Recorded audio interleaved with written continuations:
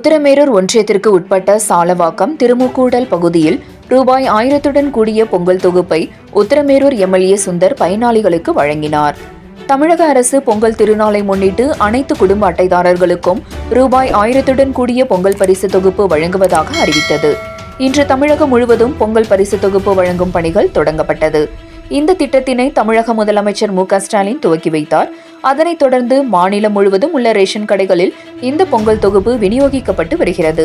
அந்த வகையில் காஞ்சிபுரம் மாவட்டம் உத்திரமேரூர் ஒன்றியத்திற்கு உட்பட்ட சாலவாக்கம் தொடக்க வேளாண்மை கூட்டுறவு வங்கியில் பொங்கல் பரிசு தொகுப்பு வழங்கும் விழாவில் உத்திரமேரூர் எம்எல்ஏ சுந்தர் பங்கேற்று 1000 ரூபாயுடன் வேஷ்டி, புடவை, பச்சரிசி, சர்க்கரை, ஒரு முழு கரும்பு உள்ளிட்ட பொங்கல் பரிசு தொகுப்பினை பயனாளிகளுக்கு வழங்கினார்.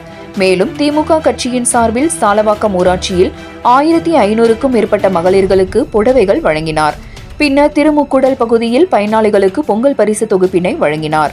இந்த நிகழ்ச்சியில் உத்திரமேரூர் ஒன்றிய குழு துணை பெருந்தலைவர் வசந்திகுமார், ஊராட்சி மன்ற தலைவர் சத்யா சக்திவேல், மாவட்ட குழு உறுப்பினர் சிவராமன் உள்ளிட்ட ஏராளமானோர் பங்கேற்றனர்.